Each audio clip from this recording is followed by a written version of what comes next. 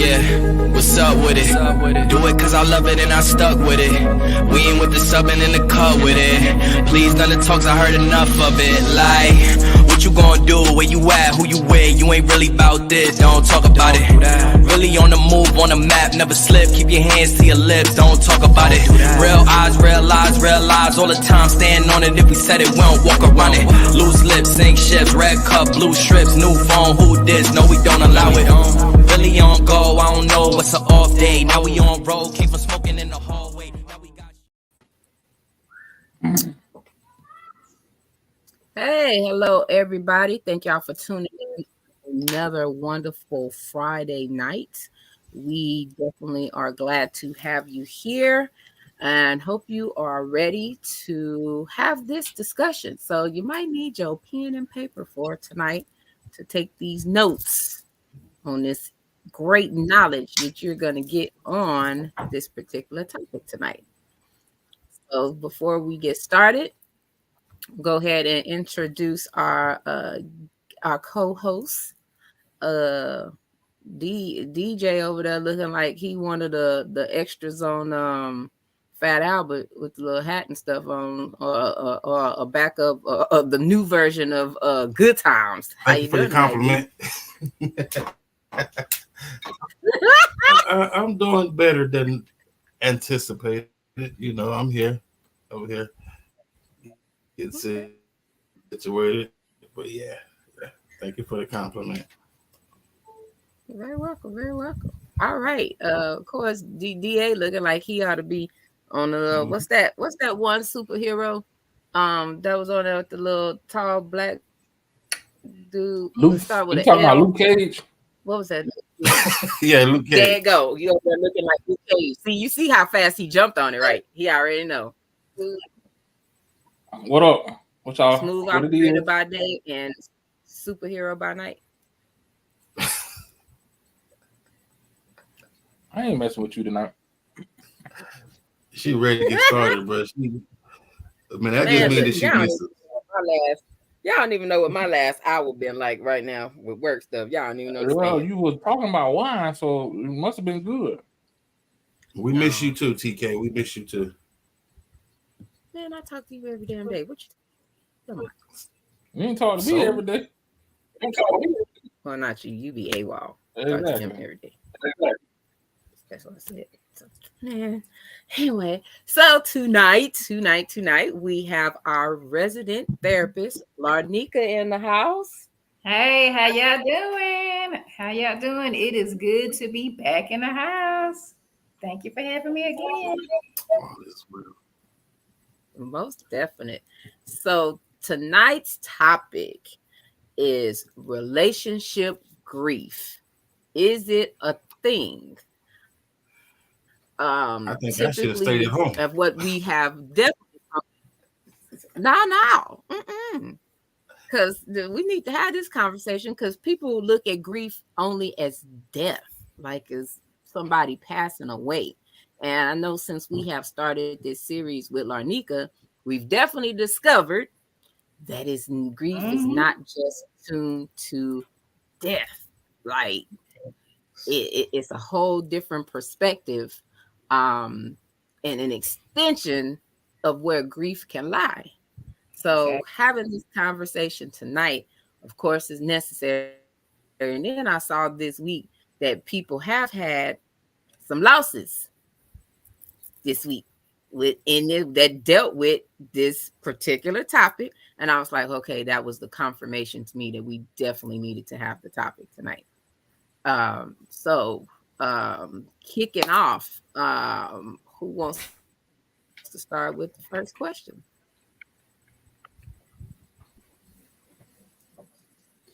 I'm just here to observe and soak. I'm here so I don't get fined. You know what? Anyway, I ain't messing with y'all. All right, so Larnika, what is relationship grief? Okay, so keeping in mind what grief is basically the loss of something. And so relationship grief is when you lose that relationship. It could be a marriage. It could be amongst family members. It could be amongst your best friends, your inner circle, having that relationship. It could really be coworkers at work. What happens is when we are in relationships, we have we have like a routine, a hobby. We have expectations. We have all these things with someone. Whatever your thing is, if you get up in the morning, you go to work, you see your coworkers, y'all kiki, drink coffee, whatever. Maybe y'all go to lunch, maybe y'all do a happy hour, y'all do whatever, and then that person is no longer there. Well, you will and you can grieve that the absence of that person.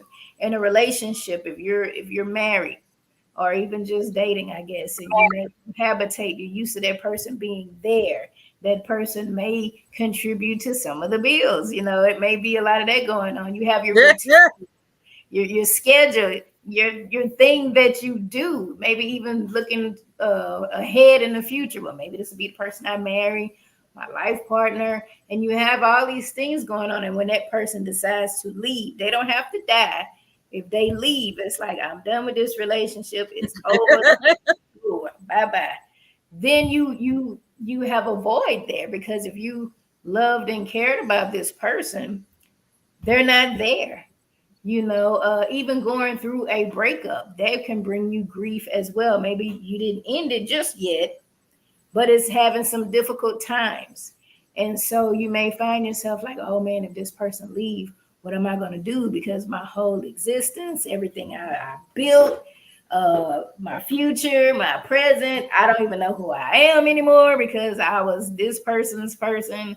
Whatever the case may be, whatever attachment, basically attachment that you've had to this person being in your life, if they are gone, just by their own, whatever, y'all decided to break it off, let it go, whatever the case may be, end it. There's grief that comes in pretty much similar stages can occur as with the loss of a life of someone. As we talked about before, you could probably have some numbness, some shock, denial. I'm glad they gone. I ain't gonna cry. And you really want to cry. You trying to be tough, but this is a toxic relationship anyway. It could have very well been toxic and abusive. The fact that this person was in your life for however long it was. Sometimes we have a 6-month relationship that feels like 6 years, but it was only 6 months, and child, we be boohooing and carrying on because that person is no longer there anymore. This is my whole life. I'm sorry, go ahead. No, is it all right if I ask a question? So when you're with someone, relational, friends, or in a romantic relationship, hold on, I have a delay. So is it safe to assume that there's a version of you that no longer exists when you're in that friendship or relationship is not intact anymore? So now you're redefining yourself. Is that part of the grief, or That is part of every grief, pretty much, but it's definitely a part of that grief. Because if you do lose anybody under any circumstances, your life involved them. They were your life, you were they. Sometimes, as much as we try to say don't do that, we do that. Sometimes our identity is in a relationship. I'm this one's wife. I'm we're BFFs. We are, whatever the case may be, we are. And people used to seeing y'all together. People always ask, maybe even families intertwine, oh, your little cousin plays ball and Friday nights we go watch him play, and that's our thing. And now we done broke up. I don't know if do I still go to the games? Do I still, to this kid, I watched him grow up. Now we not together. It's a lot that goes into any relationship when you have all of these components. You have all these things going on. And so part of going to the game. You going to the game? Mm-hmm. I mean, hey, if you buy your ticket, you can go where you want. Yep. I'm gonna bring my new boo too. So you're gonna be petty. I'm bringing. Okay, I mean, hey, you do what you do, buy your ticket. I don't even want to hit it. It ain't worth it for me. I go to another game. I feel that. I feel that out of sight, out of mind. It helps you heal. Yeah. It does help you heal. But part of that upward turn, if you will, stage of grief is when you accept the loss and you begin to make a new life for yourself without this person in it. If you have to discover who you are without this person being there, what makes you happy? What do you like? Because sometimes we take on our persons or our friends' likes and dislikes. Well, who did I used to like? I used to like San Francisco 49ers back in the day. I used to. Dated somebody. There was I kind of kept the Eagles because the 49ers made me mad with that whole Kaepernick thing. And so I never really, went back there. But that was a thing I guess I inherited from a relationship that I keep, I've kept. I've kept it. It's been a while. But just different things, maybe they're part of a club or some kind of association or something, and you join a club or association because you're with them, and then there's a breakup. Do you stay in the club? Do you not maybe join a different club that's similar because you really like that, but you don't want to see them, and maybe their new boo? You don't want to deal with that. So, yeah. Hey, let me ask you something. So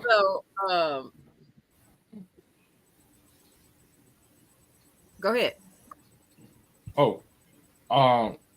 So y'all know that adage, the quickest way to get over somebody is get up under somebody else.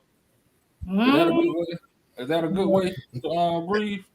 No, I would say negative. No, because what happens is you have whatever hurt or whatever scars from that relationship. Maybe I don't know, depending on the circumstance. Maybe you were ready to go.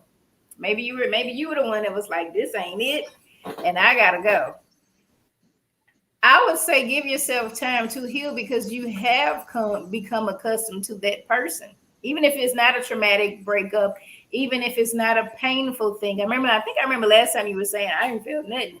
I don't know. But just allow yourself time to, I would say, heal. Let that person be before you have someone else enter your world.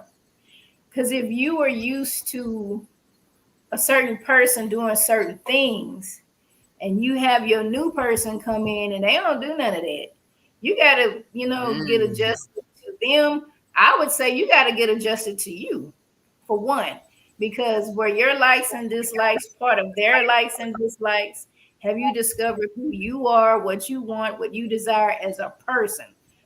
For instance, now I don't know all that sister background, but I understand where she was. The lady that was, who the fuck did I marry?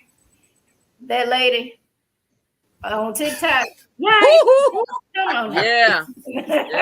She said, and I was when she was on Tamron Hall, she really wanted to be married. Now she had a previous relationship that didn't work out, and I'm not certain like I said, I don't know her all of that, but for the most part of what she said when she let this other dude in, he was giving her stuff that she didn't get from the previous relationship.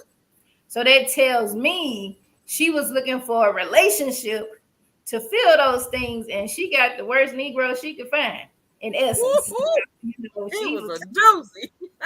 Oh, bad. I understand because it happens. I didn't get that far like that, but folk will come in when they tell you about the representative, they got a fraud. Okay, they'll show up and all that other stuff. So I would say for your own self and healing, take time to heal alone.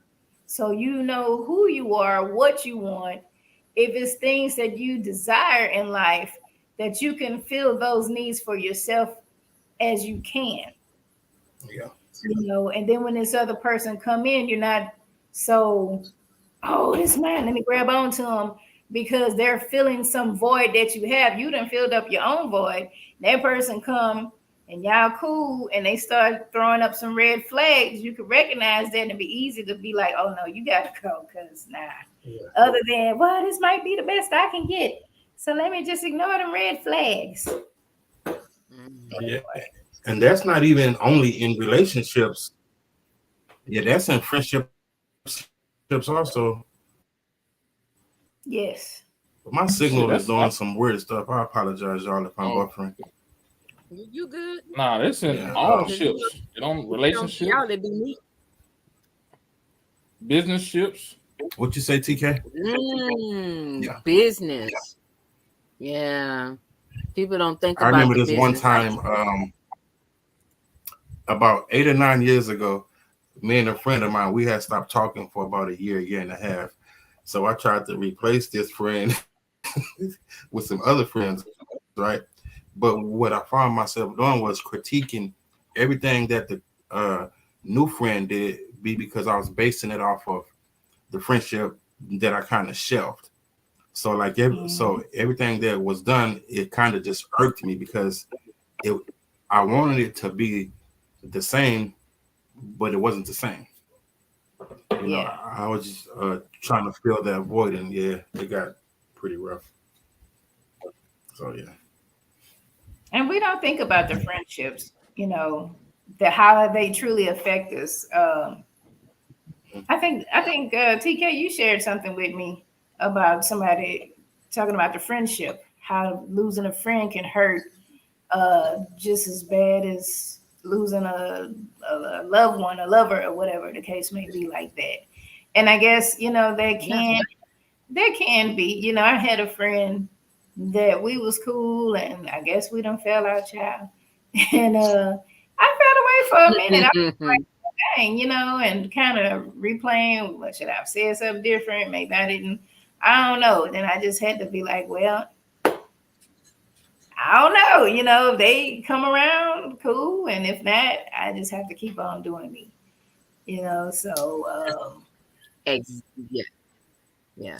But And that's a hard adjustment when like for me and my best friend, we went back to 6th grade. So we went from there to going over into adulthood for a while. That was my her first child was my godson. Hell, my son ended up, of course, her godson, and we was tight until we got to a point where she stole some money from me. And I had to keep. I was like, okay, I know this ain't happening. And I kept saying, hey, I know you be on this side of town. When you go to the church, before you go to the church, hit my exit and go and drop my money off. I kept having to say little stuff to her.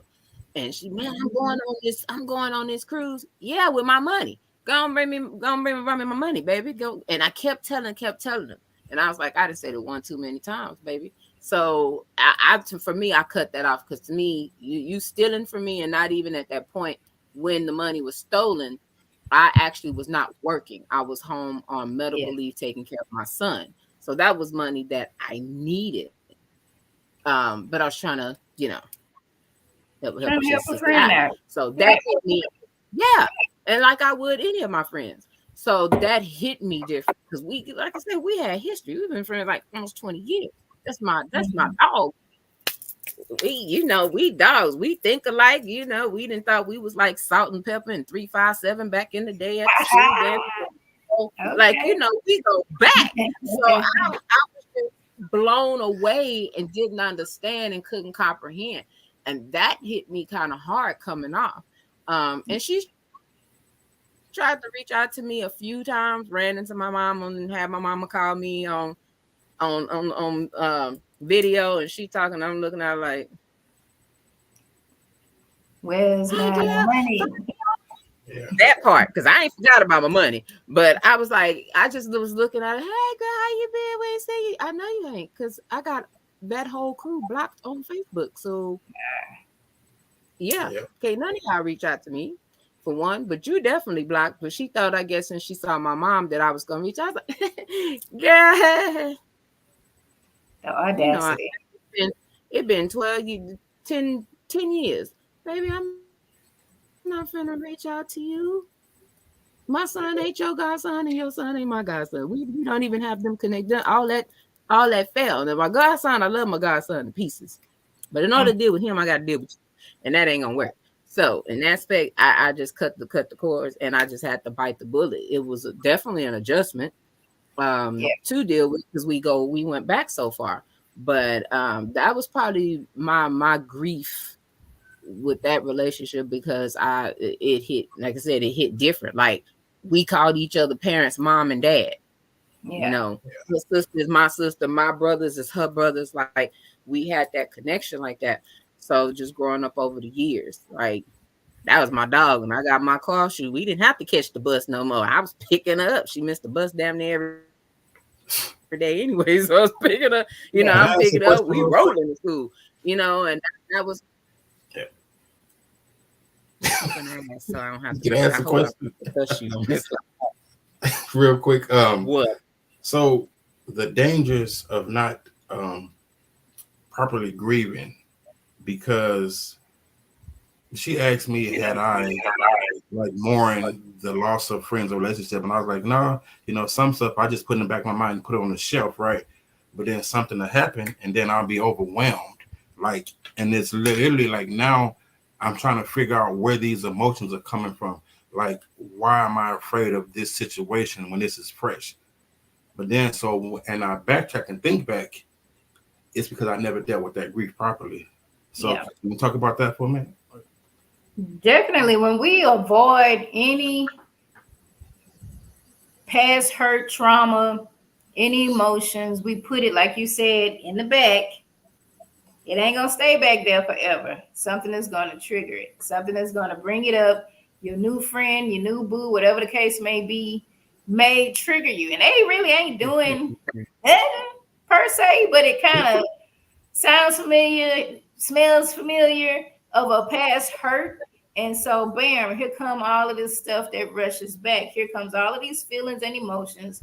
Here comes all of this fear, because a lot of it is when we haven't healed from some hurt or trauma, we're fearful that the hurt or trauma will occur again, like PTSD.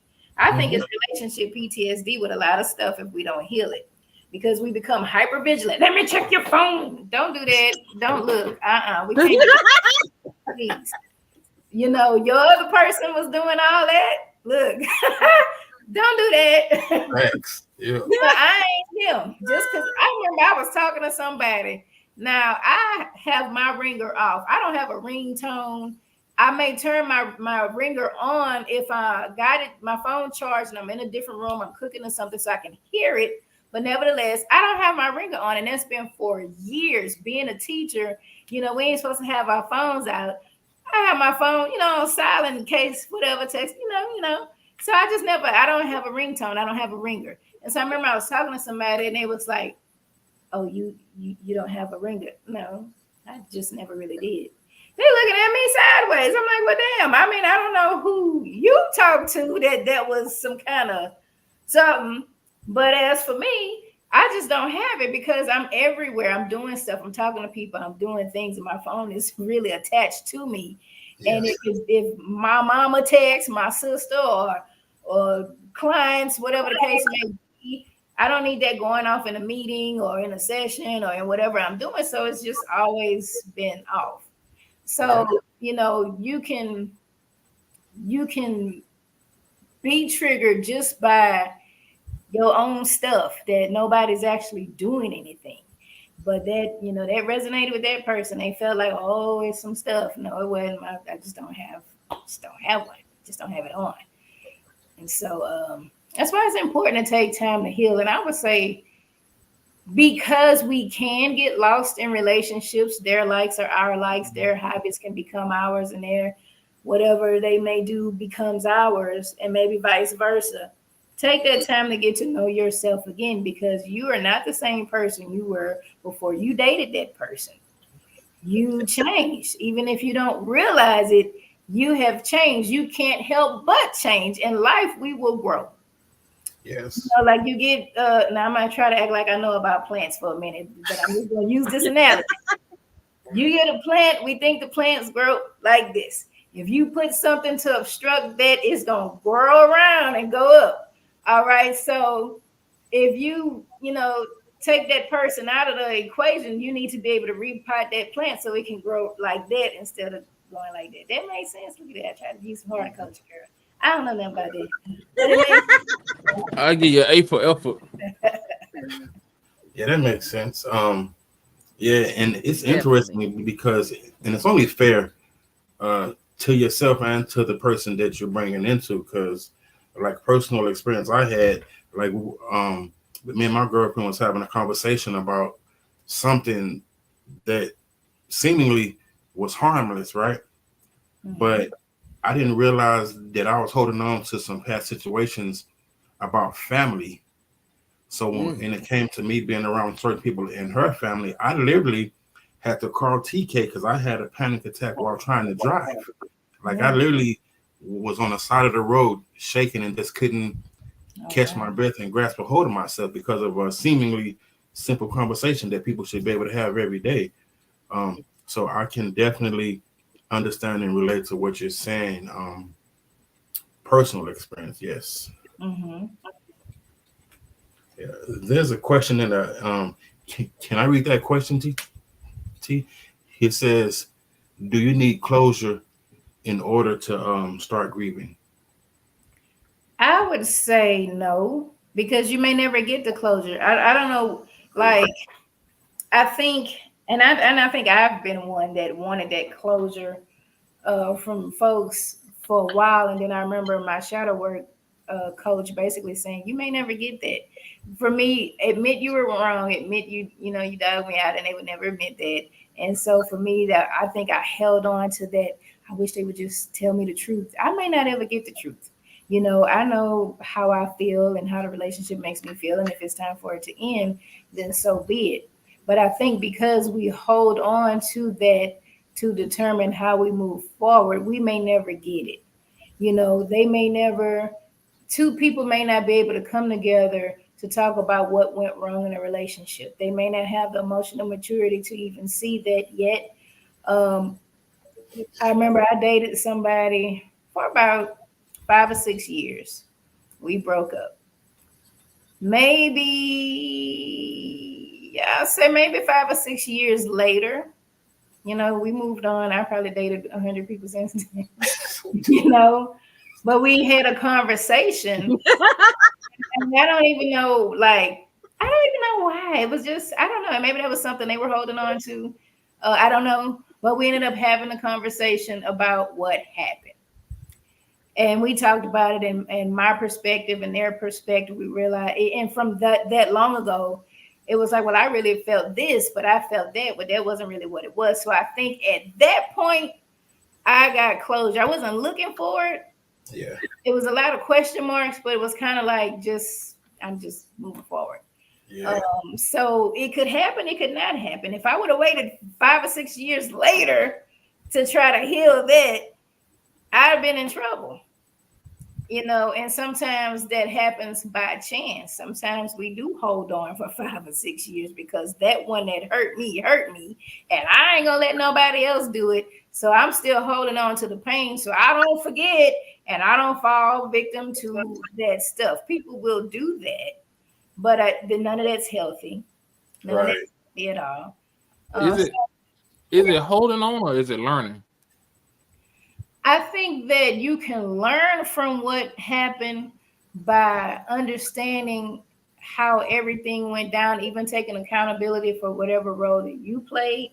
But I think it's when you hold on to the pain. I ain't gonna never have nobody do this to me anymore. I don't want this, I don't want that. To me, that's holding on.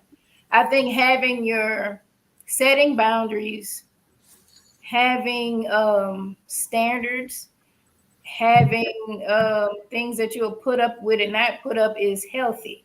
But I think when you hold on to the pain, so I don't forget and not have to go through that again, don't hold on to that pain. You cannot forget without the pain.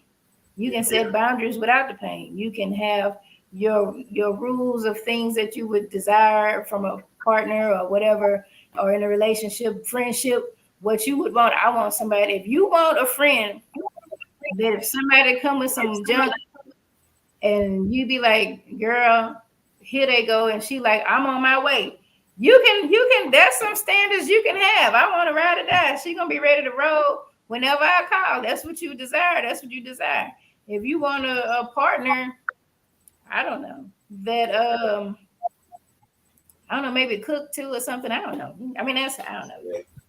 Well, whatever it is that you desire in a mate, I would say desire what you want in a mate, but don't focus on what you don't want in a mate. Yeah. That makes sense. Because it's the what you don't want, to me, still shows you're holding on to some of them things. Right. Yeah. One thing about, I'll just say this about closure. Just because a person's behavior affects you a certain way does not necessarily make that behavior wrong. So the person may not see anything wrong in what they've done. And it may not be anything done, but because it's a boundary for you, because it's a non-negotiable for you, that you just need to back out of that relationship. So trying to have that closure, trying to force certain conversations could make it worse. So sometimes you just got to deal with it internally and just keep moving. Yeah, we have to analyze ourselves and look at what happened in a relationship. Take accountability for anything that may have happened. You know, I've dated people that I swore up and down were gold diggers. Y'all were just using me. It's just X, Y, Z.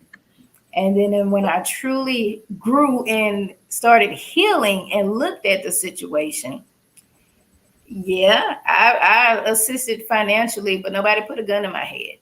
You know, these were things that I did for them. Why? I had to ask myself, why? Why you keep doing it? Why you keep breaking the bank on these folks? What are you doing? And then I had to come to terms with, okay, I can financially manipulate people. Self-accountability. Wow, right. That's what I was doing, trying to get y'all to stay around, being like, here you go. That's, you know, yeah. But I'm glad you said that, DJ, because I was about to say that. Isn't most of this stuff about self-accountability? Like, because like we're sitting here talking about grieving relationships, and you know, relationship takes two people, right? Mm-hmm. But you can only control one. Yeah. And that's you. Mm-hmm. So isn't that what this is about? Like like dealing with self versus you're grieving. What am I trying to say? You're grieving yourself versus the relationship. Grieving the decision you made. Huh? A version of yourself. Yeah. Yeah. It can be both. And I'm saying both because, for one, the absence of the person, their absence, you're grieving. And I think what happens is, in a relationship, what did I do? How did I allow this to happen? Why did I ignore the red flags? What was going on with me? I saw this. I knew all that. I was hoping they would change. I was hoping if I met their needs financially, that they would stay. I was hoping if I allowed an open relationship, that ain't me, but amen to people who do. But I was hoping if I allowed this, that they would change their minds and see that I'm the one. So yeah, taking accountability for your actions. People are only going to do as much as maybe you permit in a relationship, because if that's like a deal breaker, first, we on the first date, hey, okay, maybe I don't like you chewing with your mouth open. Somebody says something. I don't know. But if that's your thing, I guess. And if you go on another date and they still doing the same thing, and you go on another date and they still doing the same thing, I mean, that's petty, but you're expecting some change somewhere. For one, you never really talked about it. And for two, Okay, they didn't change, but you saw this from day one, whatever the case may be. You saw this from day one. You were hoping they would change, or maybe they even told you, I'm not looking for a serious relationship. I'm dating other people as well. But you stay in a situation, that you know is not good for you, you know is not healthy for you. So you really have to look at you and take into some accountability. You can't call that person a hoe if they already told you they wasn't trying to just be with one person. You a hoe. No, you ignored the red flag. They already told you what it was. You was expecting something different. And we do that. I think we do that. I think we do that because you got several theories. One, because you didn't allow yourself to heal, so you're trying to heal under somebody else. And for two, it could be some deeper stuff. I think, that's going on, that you are attaching yourself to these people for stuff that's probably not healed from childhood traumas or something that makes you think that a relationship is the solution to all of that. It'd be like, oh, love. Them love songs be messing you up. Jealousy will get you hurt. I die without you. Y'all better stop it. Without you, my got me fiending. You got me fiending. Well, you might as well go on to rehab because you need to do something better for yourself. Somebody else to make you feel better. But we do that instant gratification, that wanting to feel needed and desired, because we don't feel needed and desired, and we have to learn to feel that with ourselves. My self-esteem has to come from me. I can't look for validation from other people. It's nice if people say, oh, I like your hair, or I like you. Oh, well, thank you. But I don't need to be looking for that every day. I need to look in the mirror and say, girl, it's all right, kind of thing, or whatever the case may be. Sometimes we think, especially women, when we get to a certain age, you haven't been married, why are you not married? People in Lord, them ladies in church used to be like, how old are you? Oh, you ain't got a husband. Wait, I'm married to Jesus. Okay, leave me alone. But folks can make you feel away, And so sometimes we think, oh, something's wrong with me because I don't. And then I'm a lash on to whoever comes. This could be my husband. This could be whatever, the case may be. So we have to really look at ourselves. What's going on with me? What do I need to do to be whole, to be me, to be complete, to be healed before I invite somebody into my world? Even with friends, am I looking for validation from my friends? Do I want friends that praise me all the time? Oh, girl, you're so great. Oh, girl, you're so great. I need somebody that's going to tell me, look, you're on some bullshit today. Get it together. And it's okay. Whatever the case may be. Oh, okay. I see. I tell her when she's about to make a mistake. Sit down somewhere, girl. So we have to, to your point, yes, it starts with us, but we do grieve the absence of the individual. Agreed. Yeah. So let me ask you this. So I'm gonna take it a different way, especially now with the with everything that's going on with the economy and whatnot, and how folks are getting laid off left and right.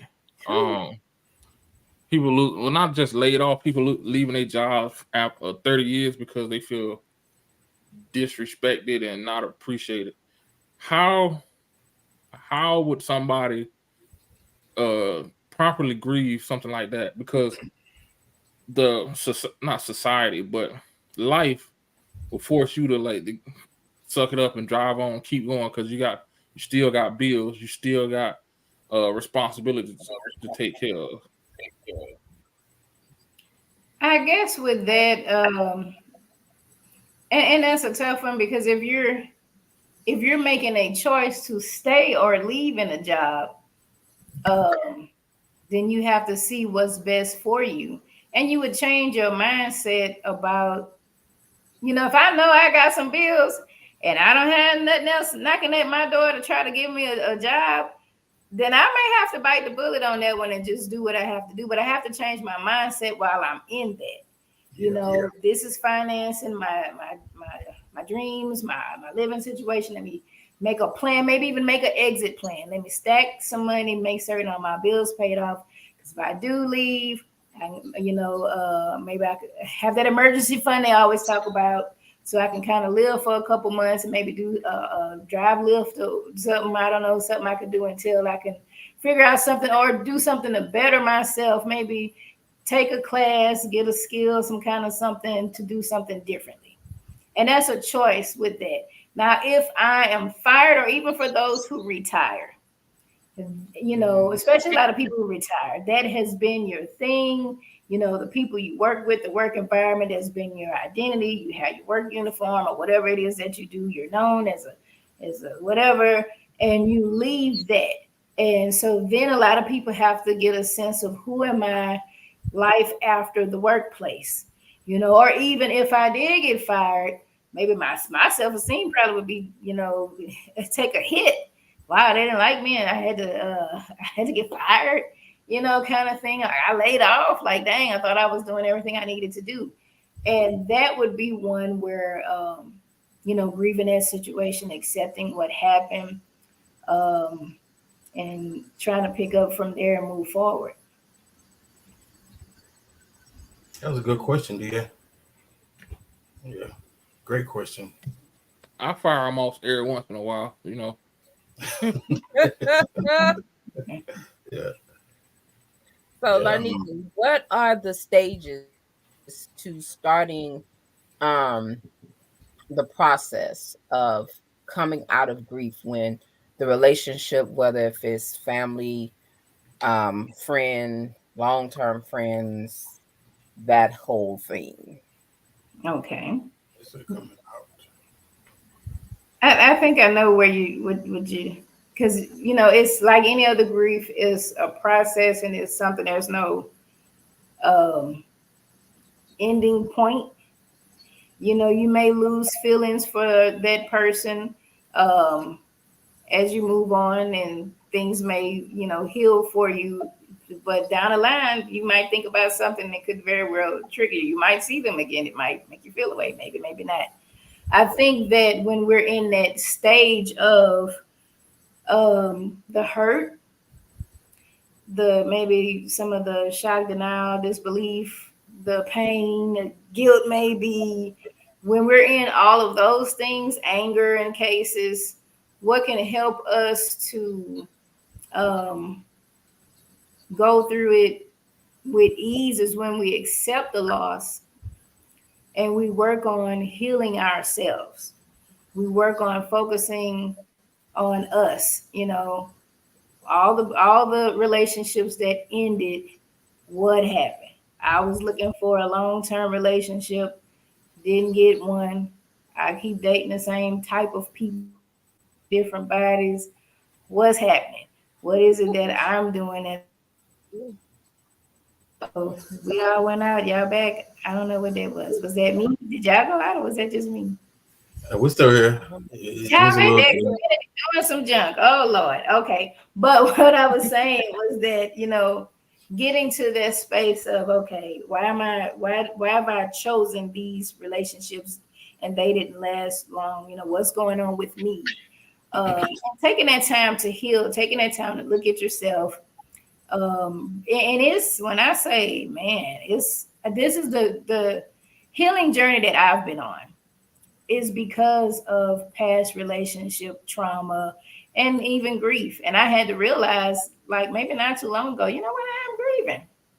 I didn't look at it as such, but something just kind of, the light bulb went off, like, you know what, you're grieving those relationships. It's like, you know what, I think I am. Okay. And so for me, my journey has been to understand why those relationships, why did those cycles continue to be. It's like I've been on a cycle, hell, I don't know, for about 5 or 6 years. It's like, okay, why am I still cycling? And so I had to really come to terms with me, not so much being a narcissist and everything was them. Well, they didn't do this, they didn't do that, they didn't do this, they didn't do that. And I had to look at what was it that I did? Why did I accept this? And even though I've been on my healing journey for about 3 years now, I still get triggers and thoughts and reflections of some things in the past. Something may come up, something, and I just basically sit with those feelings, allow myself to feel what I feel, and kind of analyze it. Okay. Yeah. Yeah.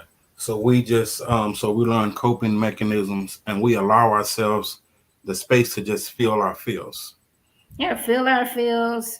Maybe look at what happened. I think for me, I want to know the root cause of why I do what I do, why I did what I did. Why does this happen? What am I feeling? If I feel some insecurity, now I can't say I didn't date nobody in these 5 or 6 years, whatever, or these 3 years I was healing, but they trigger some. They trigger some stuff, and I really had to look at that. Am I really upset with them, or what am I upset with? Because sometimes you think you're to the point where, okay, I'm good, I'm ready to move forward in a relationship, and then bam, here comes something, and it's like, oh, well, child, let me see what's going on. For me, some people may continue in a relationship, and their partner is like, okay, I understand you're healing, and you would hope that your partner is on. Has healed some things, because did I go out? Is it Xfinity messing with us again? Oh You Lord. good? No, I'm good. you good. I don't know my computer tripping. But if you are, You speaking the truth. That's why they're trying to come get you. you know, that's right. Okay. But if you are going through some things, you're healing, and you dating somebody that probably hadn't even started the journey, y'all gonna be in trouble. Yep. But if you are going through your healing journey and you're dating someone who's been on a journey as well, then y'all can communicate. You know, if you got communication, you got understanding, y'all talking, you know, that kind of situation, you can heal in a relationship. You got to be to that point. I remember talking to someone the other day, they might be watching, hey, but we were just talking about relationships, because I do have a support group for it's called Heartbreak Hotel, for those who are still healing from relationship trauma, whatever the case may be. And so we were talking we had a discussion, and they were like, I told my partner I'm still healing and I have triggers. So they were mad that the partner got upset because of the trigger. And I'm like, well, it's not for your partner to deal with that trigger. It's for you to heal that. Now, maybe, they know if I say or do this, that may trigger you into understand that you're triggered, but you got to chill out. You can't be, I'm healing and start attacking people. Don't know. Yeah. That means you're not ready if you're going to be doing that. You can't you can't hold somebody accountable for your own stuff. You know what I'm saying? Absolutely. If I know I'm triggered, I need to work on healing that. I may acknowledge, you know what, I was triggered by this, and maybe my reaction wasn't what it should have been. This is something I'm working on. Let me talk to my therapist, whoever I'm talking to, so I can work on that and not allow yourself to respond. If you responded irrationally, if you just went off, don't just go off because, well, that triggers me, so I'm just going to keep going off. No, you're going to be by yourself. You need to work on that stuff. So I got a question. Oh, go ahead. I'm trying to figure out why I didn't know about the Heartbreak group. My feelings a little hurt. Well, for you. That Heartbreak group is for LGBT females who are masculine presenting. Now, if you want to come in there, you can. I ain't gonna, because it's not a hookup group. It's just people talking about relationship stuff. If that's a safe space for that community. But if you wanted to come in there, you're welcome to come in. Go ahead, T. Relationship drama. Go ahead, TK. Over there, she need to send some people over there. I do know a couple, and I was thinking that as she explained, I was like, "Oh, I know a couple of people I need to send." No, it's free. You can go on. I'm gonna send you the link to register. Y'all about to get cut smooth out. Child. About to get smooth out. Y'all about to get cut smooth out. Who finna get cussed out? Go ahead. If it's who I think it is, y'all about to get cut smooth out. Go ahead. So, question for you. What are some methods you can use to self-heal? Okay, one method I would say would be, first and foremost, go to therapy, because that's truly self-healing. We don't heal people, we help them heal. Go to therapy, talk to somebody. If you think it's a lot, to get you started, get you on a path. Join a support group, or even and it's a funny thing, I joined a shadow work group. Now, I had been in therapy. Talked about, look, when I first got my therapist, I think I'd had 3 relationships since I had been in therapy, and we talked about every one of those relationships, but we did not talk about why I chose those relationships. It was the shadow work that allowed me to really go back and look at that shadow. What is it about Larnika? What's her inner child saying? What is the inner child looking for? Who told you that this is how you view yourself? Why you feel those types of relationships are best for you that don't be the best for you? You know, so the main thing would be to try to go in. There's some, I'm gonna keep looking for my books. I need to put my books by me. But there are some really good books out there. Dr. Nicole LaPera has some really good books, How to Do the Work. I would say if you just lost, I don't know what to do, How to Do the Work, I would start with that one, because she's a psychologist. She talks about how her family dynamics played a role in her relationships and her relationship choices, how she showed up in a relationship and her choices in dating. And I can say amen, because my family dynamics basically determine how I show up in relationships and the relationships I chose. It's like, I see, it's like, oh my God. It took me 40, I think I was 45 at the time. It took me 45 years to realize that. But yes, the stuff that we go through as children, whether it's attachment stages when we're babies and we're not held when we're crying, or parents going ghost on us or something, I don't know, whatever the emotional support we did not get as babies, we tend to crave that from childhood on to adulthood. And it determines our perception of self. You know, either some people want to cling, which I cling. I was a clinger. Or some people gonna get so far close and they're gonna push you away. You ain't gonna hurt me. Everybody gonna get pushed away. And ain't nobody even trying to hurt you, but you just gonna push everybody away. You know, so mainly going inward to determine the why, what's going on. Like really analyzing a relationship and looking at self, not just the other person. Yeah, I gave, somebody some money, they ain't never paid me back, or I gave somebody a car and they just cheated on me right afterwards, or whatever the case may be. Yeah, that stuff happened. But how did I allow these things to happen? What did I do? Because I'm certain some red flags were there before we even got to any of those points. The second thing would be learn to love yourself. Now, when we say we love ourselves, well, I don't want to see myself hurt or killed, okay? So I love myself. Yeah, but I allowed myself into those relationships where people was throwing all those red flags at me, and I just stayed and begged them to stay and begged them to come back, but y'all was hitting me in the face with all these red flags, but I still want y'all to stay. That part. So I have to learning to love yourself, the same love and energy that you would give to somebody else. Pour that love and energy into yourself.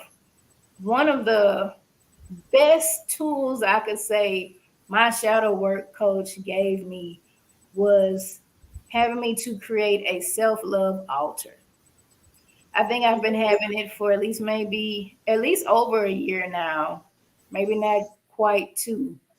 But what she had me to do was to take a favorite picture of myself, put it on there, put some crystals on there if I wanted to, put a candle or put something that you really like there. I think I've incorporated a whiteboard with some affirmations or some mantras. So every morning before I leave for work, I put my earrings on there because I know I'm going to go to my earrings. I might not light a candle every night, every morning, but I'm going to put my earrings on there. So I know before I leave for work, I'm going to go get my earrings from there. And I have my Bible. I have a Bible scripture on there. And so depending on how I'm feeling. I might, read the scripture. I may say some other things. But the most important thing I say is, Larnika, I love you. I tell myself this. I could be texting I love you to folk every morning. So why can't I tell myself that every morning? Larnika, I love you. We're going to have, and I motivate myself. We're going to have a good day today. I'll read my affirmations. My mantra on my whiteboard now is Larnika Lavlas. Remember who the fuck you are. Okay? Be grateful for everything. And don't worry about the things that you don't.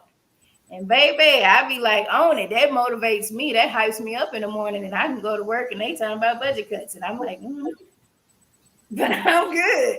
Okay. So I think those things, learning to love yourself, learning to take yourself out on dates. We don't do that. I find that when you go out by yourself and you want to go to an expensive restaurant, you don't have a long wait. You one person. You can go sit at the bar.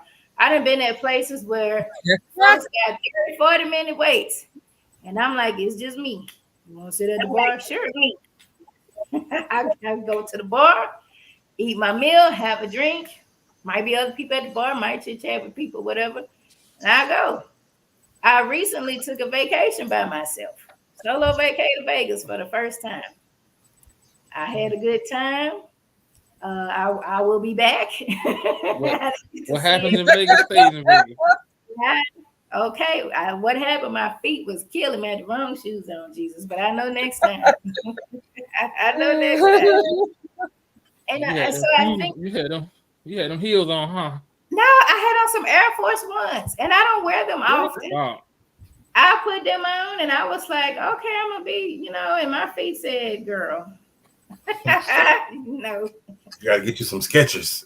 Oh Lord. And I have some Brooks workout shoes, and I wish I would have packed them. I overpack when I, travel, and so I was trying to keep the load light, but man, So, but anyway, I did that. I have another vacation coming up, so traveling alone, because for me, I would only travel if I was dating or I was in singlehood.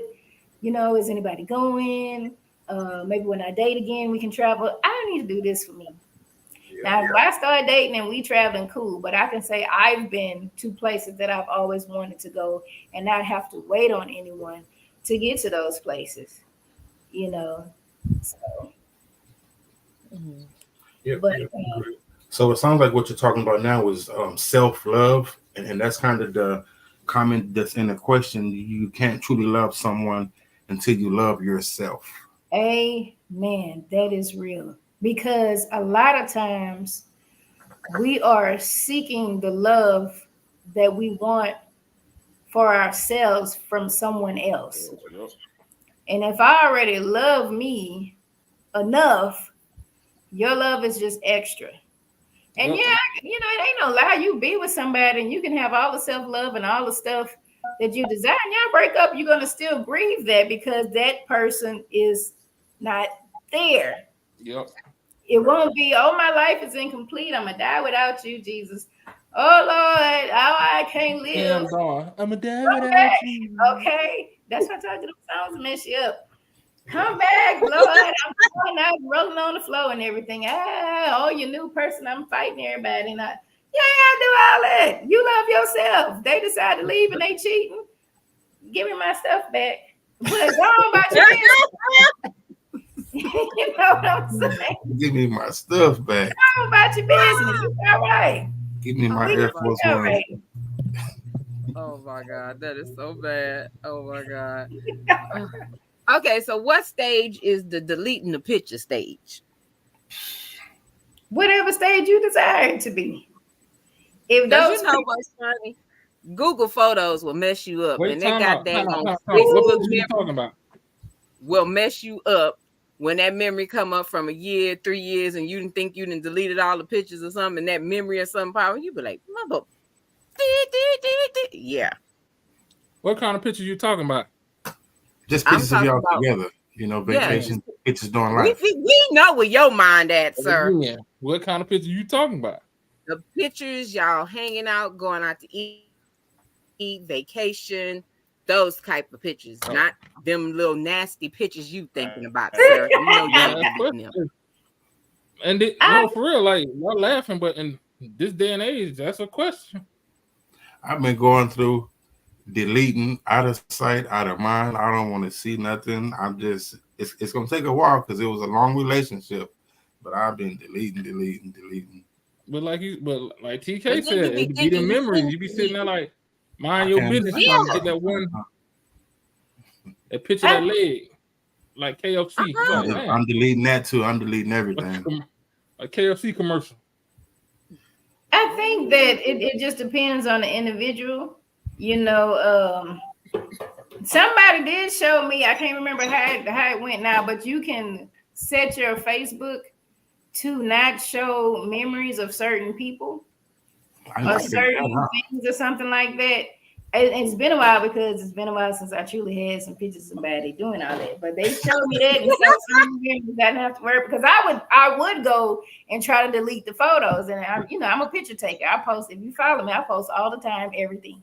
And so I would go and delete pictures. I'd be upset, and so I'm deleting pictures, off of social media because I don't want to see the memories. But then somebody said, you could filter out that. And so I did. So, and then the people been blocked. I'll block you in a minute, because and really, baby, the blocking is for me because I'm a little Cancer and I care. And even though you might have stepped on my heart and peed on it, I still care for some strange reason. I don't know. I'm a June Cancer. July Cancers will get you killed, but I'm a June Cancer, so I still have, that emotional stuff, and so I don't want to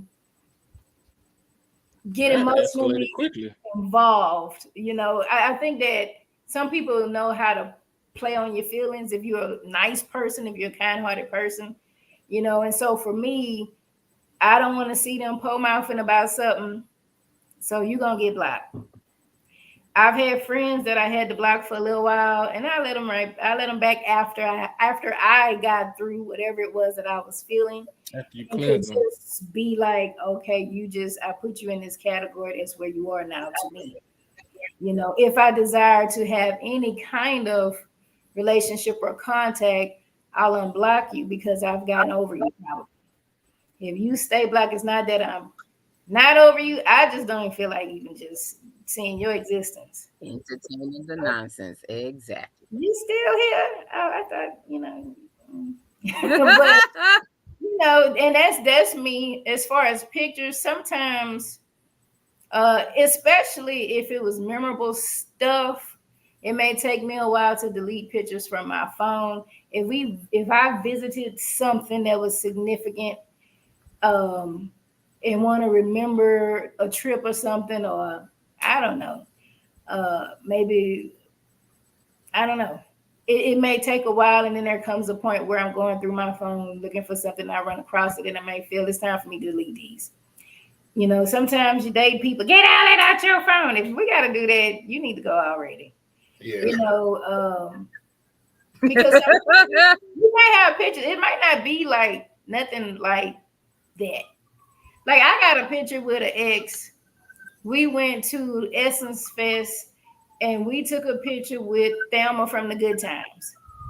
I'm not deleting that picture. That, and I ain't got no beef with the ex. Me and the ex cool. But I've dated people.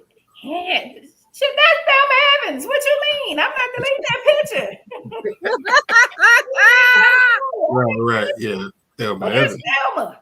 I'm not, so it's up to you, however you feel with those pictures. Now, if you sitting and looking at those pictures and dwelling on them and, oh, this is the one that got away or whatever the case may be. And if you're going to beat yourself up when you look at them pictures, please delete them. Or snooze something, I don't know, put them somewhere till you can go. You're in a frame of mind where, okay, that was a time in my life. That was a person in my life. And, we ain't together and so be it. Where it doesn't bother you or trigger you in some kind of way. Okay.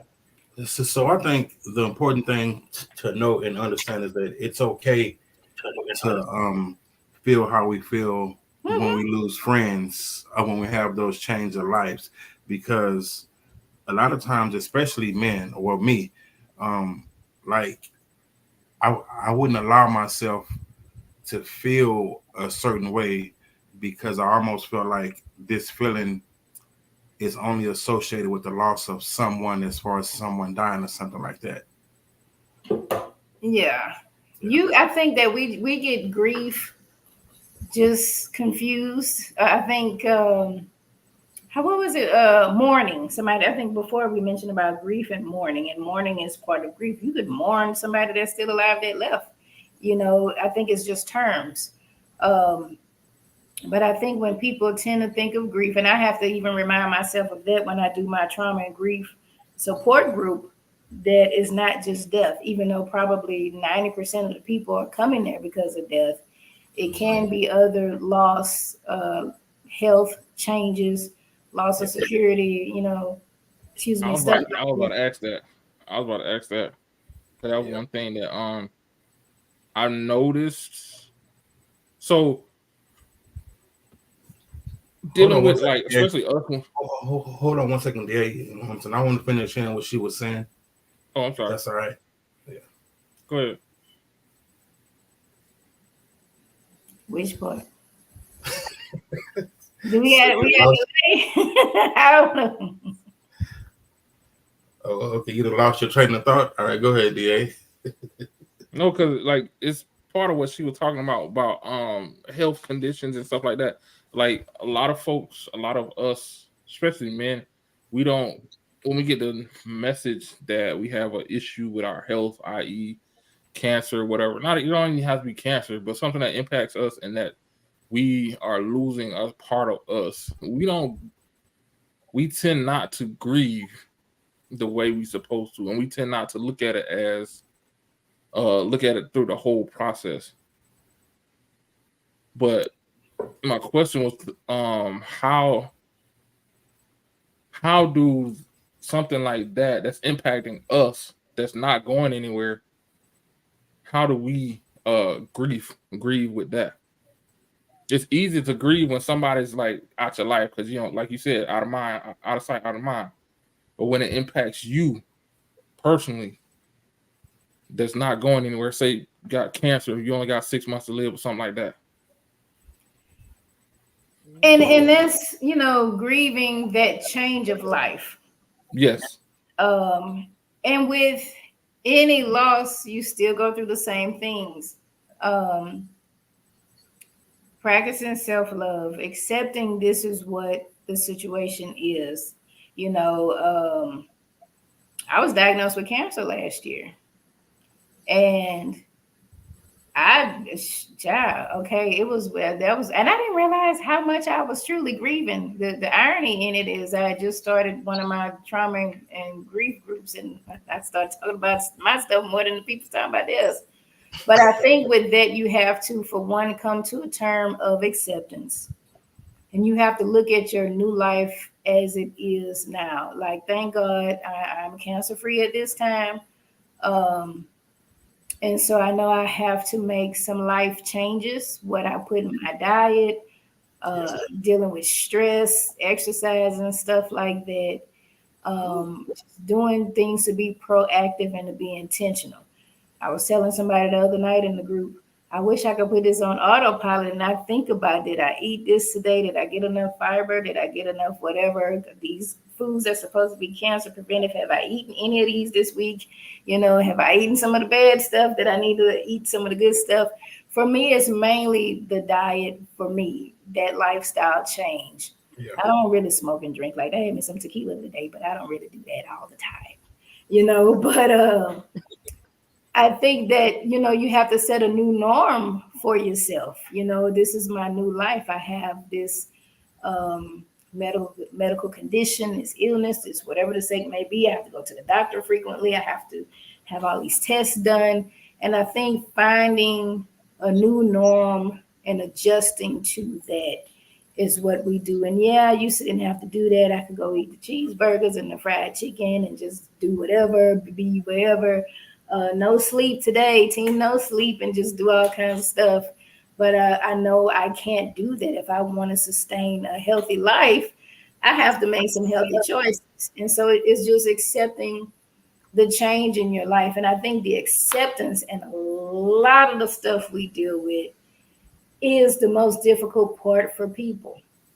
Why can't I be back there? Why can't I have my old life? I used to be able to do this, even when we get older.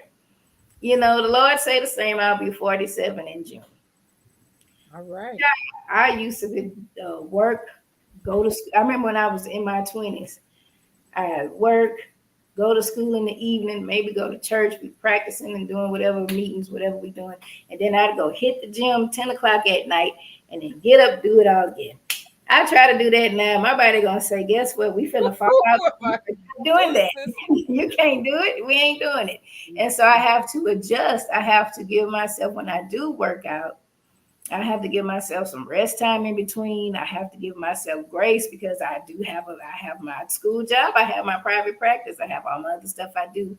And so I have to find balance. I have to be intentional with the balance and to make certain that I'm taking care of myself. Before I could just come and go and just whatever. So I think that accepting this is where you are, still putting that self-love and self-care and creating a new norm. Now my life involves me having to go to the doctor more often, taking treatments, going to dialysis, whatever case may be that people have to endure. How can I find joy in my life with these things? Not because of these things, with these things. I hate getting an MRI. I don't like going in that thing. But I'm gonna have to do that at least twice a year to make certain that they check for the cancer. They have to give me a pill. I be like, look, y'all have to give me something because the importance of acceptance, the importance of acceptance, it allows you that space to make those necessary changes, to do what you need to do in order to still continue to enjoy yourself. But if you don't accept it, then it's kind of almost like a self-sabotage. Or yes, like we're holding on to the past or what was and not looking at what could be, where we are and moving forward, and that's with relationships and that's with any loss. I thought this was the person I was going to marry. We could have had X, Y, Z. We could have built a house. We made plans and we can't have our plans anymore. What does that do for me? Kind of thing. Or even if someone passed away, I thought they would be here forever. They were my person I would call and talk to. Even with the person that just left your life, I thought that, that was my person I used to call and talk to whenever I wanted to vent about something, or we kiki, and now we're not even friends no more, and I don't even have that person. So now I have to find either a different person to talk to or do something different when it comes to, whatever the case may be. Okay. I'm noticing in the last few months, a lot of people that I know are going through this health change. A lot of people that I know have been getting the diagnosis of diabetes and having to change that lifestyle and go through the steps of the testing, the pills, the food, the exercise. And I know in some spaces, it has really put people in a bad mental health space. The detox, and of course, you're having to coming off of sugar, the pasta, those kind of things. And it's like their emotions is like this. They mad, they're angry, they going through this space of pity of I should have took better care of myself back then. And then maybe I wouldn't be here. So it's like this whole ball of emotions that they're going through. And a lot of lashing out. I've known some people that broke up over something just as small as miscommunication over what time we was meeting up.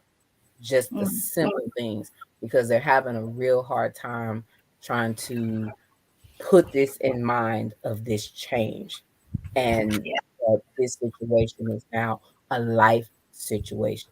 In order for you to be healthy, get back in better space of where you at, even with the diagnosis or the situation, it's a really hard thing that they're going through. And it is definitely a process, some harder than others, even taking the medication and maybe the medication not working or giving their side effects.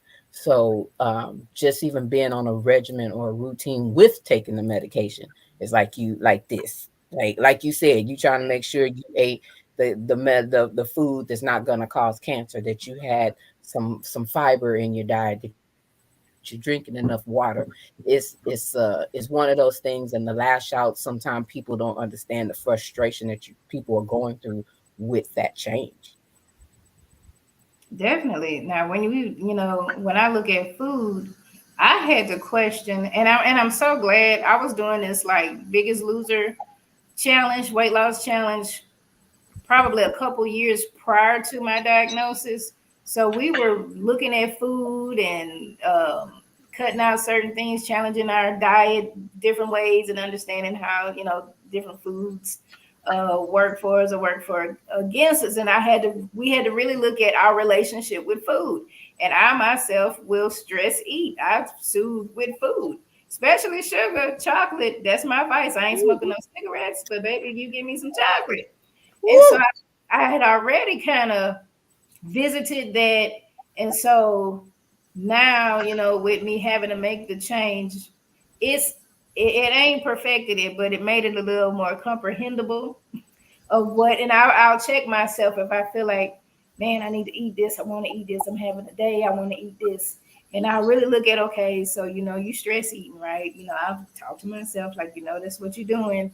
Okay, I may let you get a little bit, but, we better drink this whole bunch of water, or we're going to have whatever we're doing, something.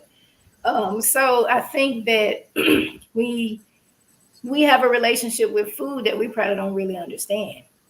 And then when it comes to control, I felt like I didn't have no control over my body anymore, and the what if, what's going to happen with this whole journey with that. And maybe I should have did something different. I felt all of that. And I think mainly we need to stay in the present. Okay, today, this is what has happened.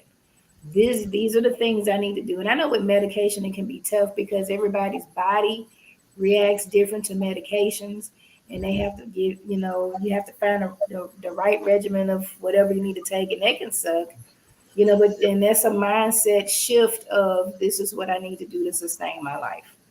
I want to live a healthier life. Yes, in the past, I didn't do things that maybe I should have done, but this is where I am, and this is where I'm trying to go. I know it's easier said than done. And that's why having somebody to talk to, having a support system, and I think even with relationships, having a support system is whether it is a therapist, shadow work coaching, friends that you can talk to, people with similar diagnosis or similar loss or similar whatever, that group, having a village, having some other people there to kind of talk about the issues that's been there, I think that's very, very helpful to healing. Okay. Definitely. I believe that. I believe that as well. What is? I was just saying, yay! I didn't want to yell it. Oh, okay. that was real random. real random. But definitely agree. Because that is definitely a process. Any change in life typically requires some sort of adjustment. Oh yeah, adjustment and acceptance. And acceptance is the key. It is indeed. And we can create the life that we desire. I think from birth we kind of coast. Maybe we have our parents' expectations on us, societal expectations on us, and we kind of scoot through life. But I think there's a point where we have an awakening and we can pretty much guide ourselves to where we want to be. Excuse me. We have more control over that than what we think. And even though circumstances and things may happen, once we can sit with self and sit with source and whatever the case may be, You can manifest and create whatever it is that you desire. You might have to cut some folk out or add some folk in, or maybe be by yourself for a little while, and then you'll start attracting what needs to be in your life. Yeah. I believe that wholeheartedly. Definitely. Yeah. It's tough. And also when you make the necessary changes, then it's easier for the people around you because personal experience, the people around you, they love you. They want to keep you around. Mhm. So they're gonna tell you, what I'm saying, you're not supposed to eat this, you're not supposed to have that, this and that. And I know myself, like I've lashed out at TK a couple of times for telling me something that I don't need to be eating. I've lashed out at my girlfriend for telling me something that I should not be eating. And like tired of having people tell me what I can and can't have, what I should be doing. And I've had to backtrack and apologize. But if I do these things myself, I know what I can't have. I know what's not beneficial. So yeah, I agree with that. And that's all part of grief, because one of the stages of grief is anger. I know, and we want, I don't know if control ought to be in there somewhere, but we do want that control. We want to be able to determine what we do for ourselves. And if I eat something and I'm knowing I shouldn't, but I'm telling myself we're gonna go on and eat that today, I'm probably convicted about it. I probably feel away because I know I shouldn't eat it, and you gonna call me out. Why are you calling me out? Right. I know I shouldn't eat it. Let me do what I'm gonna do. But being a friend, we do need that. We do need that somebody to, and we probably feeling away anyway because we truly shouldn't be eating it. Right, exactly. Like why can't I eat it?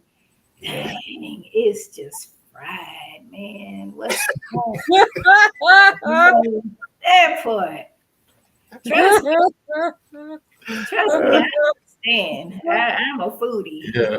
So it Man, a little bit when I can't, I allow a little bit, but I know I need to back it up with some salads. I might for every piece of fried chicken I eat, I need more salads, I need more water, I need a certain fruit, get the fiber, I need the juice, I'll go get me some celery juice. And it kind of got burned out on it, but I'd be like, okay, yeah, I'm gonna get this celery and this ginger and this turmeric in me a little bit. yeah. Have to make certain I at least get it, at least once a week maybe. But baby, that fried chicken show be calling my name. A little hot sauce on it, yeah. Ooh, have mercy. If y'all ever go to Port Arthur, y'all have salt and pepper chicken out there. Where y'all love salt and pepper chicken?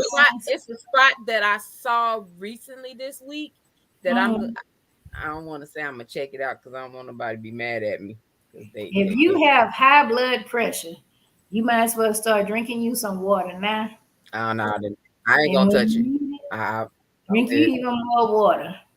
I'm glad they don't have that out here. They got a bunch in Port Arthur. And so it was a point when I would go home, I'd try to eat it, but now I try not to eat it like that. No, I'm good. Yeah, to see somebody is typically my food buddy. So he sent me some on IG, and I was like, "Oh, that look good." He's like, "Man, when I come, we going." You can't have that. What you mean I can't have that? You can have that. Let's move on. I already addressed it. I apologize. Yeah. Let's move on. So I had to give a whole example on why he couldn't have it. He was mad at me. So yeah, he is honest. He done snapped off on me a couple of times, but I already told him what the goal is because he can't dance with me with one foot. So okay, you gotta do what you got. And some stuff you might be able to make yourself a healthier version of it. Like today, I have been wanting. I love me a good spinach dip. But if you look at it, it's about 1,500 calories for just one thing. And I was like, I can't be doing that. So I went on Instagram and I found like a recipe. Like I'm not vegan, but the vegan cream cheese and stuff has less fat. And so, I mean, spinach is spinach. So I went Find me some vegan cream cheese. That stuff is expensive. And Price is some expensive.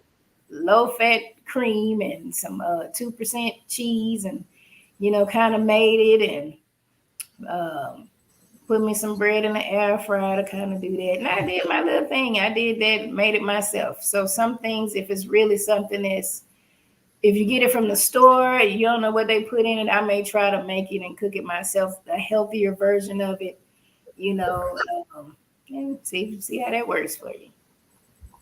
Yeah, So you learn to adjust. absolutely. Yeah.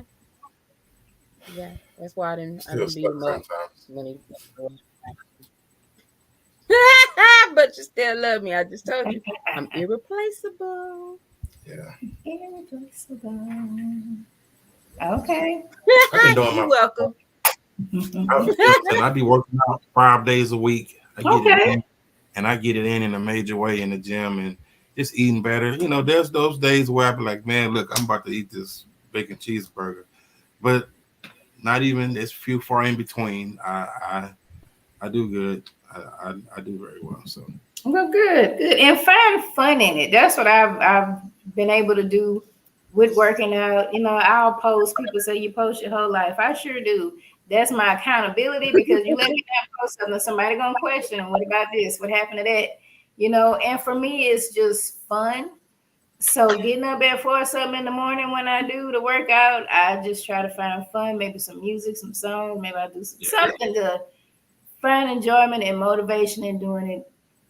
Cooking, I used to make a bunch of reels with me cooking stuff and all that. I just be copying what they did on the Instagram channel, and I just do it myself. Hey, Put the music behind it. There you on IG go. Okay. and the restaurants. That's a whole setup. Man, Yeah. that's a Oh whole yeah. setup. Oh yeah. I've been wanting one of them Cheeto boudin balls, them hot Cheeto. Lord knows I don't need nothing that look like nothing like that. But Yeah, that I want to try them, but I don't want the hot Cheeto because I don't eat the hot Cheeto now. I need a regular Cheeto or something. I don't know. that stuff ain't good. I figure if I had to go there, I would get my little niece or nephew and maybe get a piece of theirs and make them eat the rest of it. We're messing them up already, poor babies. Yeah. Thinking of somebody else. I don't want to taste it, but somebody else would have to eat it. Yeah. That's the importance of having a support system, I guess, right? That's what we're talking about now, just having those people to support you, on those days when you want to fall off or whatever. You have those people, hey, come on, man. Now, we got goals. Mm-hmm. We trying to go to this dancing or something. We can't go to this dance, if your toes is numb or whatever. Get your life right. Oh, you don't have none. Can I talk? I'm talking to Miss Lanika. So yeah, the importance of that support system. That is. The AA and NA people call them sponsors, but that's basically what that was. Whenever someone felt like having a drink or using, they would call a person and they would kind of talk them through it, because just it's the same way folks would have an addiction or a codependency on substances. We truly do with food. Yeah. We truly do. There's something about eating certain things that makes us feel certain ways at certain points, and we've gotten accustomed to eating it, and it makes us feel good, even though it's not good for us. And so we have to, really look at, our relationship with food. Why? What is it that is doing? Is there something healthier I could do? If I like to crunch, if I like to chew things, I might not even be hungry. It's just when I'm stressed, that oral fixation, I want to chew. Yeah. So I've learned, let me give me some gum, let me give me some hard mint, some hard sugar-free with them things, some lifesavers or something like that, instead of going to get a Twix or a Snickers. If I just need to chew, or even an apple. I had an apple. I was tearing an apple up the other day. I was like, okay, that's satisfying that sensation that I need. And this is something that's way healthier if I eat an apple versus a Snickers. Yeah, I actually was working on a project not long ago. I need to get back to it, but it's basically how we see food, how we view food. Mm-hmm. Like what does, food, and just culturally, Yeah. Mainly culturally, but how we see food, and that's kind of why some of our eating habits are the way they are because of our perspectives of food. So yeah, Oh yeah. I get Oh you. yeah. Most definitely, because people don't realize that there's an addiction to sugar. Like your body, when you decide to switch sugars or cut sugar out completely, you go through a whole withdrawal with trying to come off sugar. Like it Mhm. is really an addiction. Oh Yep. yeah. Yep. Definitely it can be. Yeah. And when you come off of it, watch how much weight you lose. Watch how things change when you come off of sugar. It's a whole different thing. Yeah, and you won't have a lot of inflammation in your body too. Yeah, That's the main thing. That doggone sugar swell you up. it helps with the snoring at night too because Hmm. of the phlegm and mucus and stuff. Yeah. Stuff goes away. Yeah. Oh yeah. The dairy causes that too. Who? All that. Yeah. Oh yeah. Dairy, yeah. Yeah. And I tried to do vegan for a minute when I was doing one of my weight loss challenges, and there was a big difference. I have allergies. I didn't have allergies for a while. I didn't have a lot of stuff for a while. I was like, okay. And then, it slowly crept back in and started kind of, eating some of that stuff. And I could definitely tell the difference when I've eaten it versus when I've gone without eating it. So, and just like that adjustment, finding something that's interesting, something that's fun, or being able to understand the why, that's helpful in healing the grief from the life change. Yeah. And I was reading a comment. William said, "Healthy just don't feel good all the time. After a bad day, I want my salted pork chops and beer," and that's because of how we view food. Mhm. That comfort food. Yes. And it goes so much deeper than just that, bro. There's a lot of relations to what food is to us and how we view food. Yeah, we celebrate with food. As soon as you go to a restaurant, what are we celebrating? Maybe I'm just there to eat, but it could be a birthday, it could be whatever. We celebrate with food. Our holidays are surrounded by food. That's right. Unhealthy food. Let's eat. Somebody pass away. What we doing? Going to churches, Popeyes, going to get that box of chicken, go and sit with them. I mean, that's what we did in the Baptist. Somebody Chicken died. jalapenos. Who house they at? They at so and so house. Well, let's go and get a box of what y'all bringing. I got some chicken. Okay, we bringing it over there. Somebody cooking. I mean, if God help us, somebody died, you ain't got to worry about cooking up until you bury that person and have a repast, because people will bring food. They're gonna bring all kinds, and they're gonna sit and it's food. Yeah. So it almost tells you when you're upset, even though you really don't want to eat, everybody else eating that food, because if you truly grieving, you ain't eating that. But the ideal is when you feel bad, here's food, here's comfort, here's some food, and it don't be nobody bringing salads. What the first thing I said? Chicken. Chicken. That's what we bringing. All sorts of, here's some fried fish, here's some donuts, here's some cake, I got some pie, here's some made all kind of stuff. Yeah, because I know I Real hard right a about little now. late, man, because I didn't have to go make a little stop to go get my chocolate cake. Okay. I'm not even gonna comment on that. Uh-oh. Hey, I still have a piece left, a whole That's piece. the point. That's the point. If you don't get one piece, you go buy half a cake.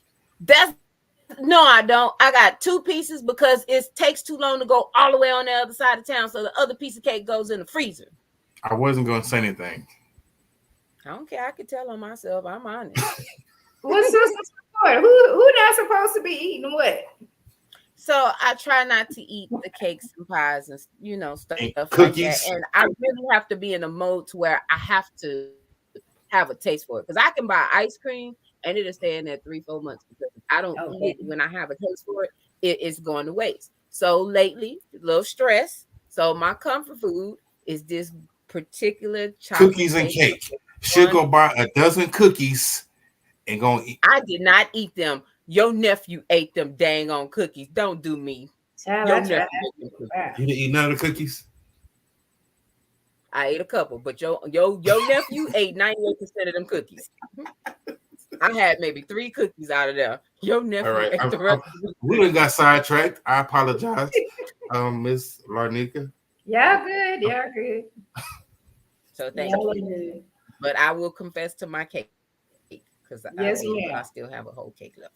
Half a cake. I did, and I held it off for 3 months going to get that cake because I didn't want to make that drive. Oh Lord. How big are the pieces of cake? They're like Well, this. if you made your own cake and put some healthier, ingredients in there, you might be able to really enjoy the cake a little bit more, a little bit longer. Yep. That might be true because chocolate is an antioxidant, so it's good for you. The You got dark, eggs. dark.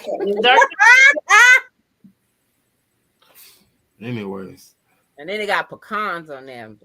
That's I enough. can't talk about you because I got a whole piece of pecan pie yesterday, and I was like, you know what? It was truly one of those. I'm stressed. The job was talking some junk, and I'm like, child. Exactly. And that was the only thing that was gonna touch my spirit just right, just that. And so And for me, that's still good because I know what I used to do. My comfort, McDonald's used to know me every night about 1 o'clock. And the lady would know. She'd be like, "You late." I'd be like, "Damn." It was like she knew my car when I pulled up. And it was 2 out of the 3 spots. Either I was going to McDonald's to go get my McFlurry, then I'd go to Taco Cabana to get my sopapillas, or I was at Whataburger getting my damn cinnamon roll. It was one of them 3, but they knew me when they saw me pull up. This is getting worse and worse. No, it ain't. I didn't came a long way because I don't stress. You have came a long way. I have celebrate those victories. Celebrate those victories. Yeah. Acknowledge that. Like, hey, okay. Definitely, because what I didn't realize even through my point of the section where I was at that time, I was grieving, leaving a job to take care of my son for that time. So I didn't realize that I was grieving from that. Because I started working summer jobs when I was 13. So at that point, I didn't know how to function not working. Then the income being less than what it was. So I didn't realize that I was grieving those things. So, hey, them midnight runs, next thing I know, I'm 255 pounds. Baby, it will creep up on you. My heaviest was 220. Man. And I was like, Lord, what done happened? And just going and feeling, having something to feel better, something to make you deal with the stress, cope with the stress, and cope with God knows whatever else I was coping with. And that's and I'm glad we are talking about food and we're talking about addictions to a degree, because when we are trying to heal, we have to really be conscious of how we're healing. I don't want to feel what I'm feeling, so let me numb it. I'm going to either numb it with, a lot of people start drinking and smoking, or we start eating stuff. You look at a movie, somebody upset about something, where they get a whole big old thing of ice cream. Ice cream and M&Ms.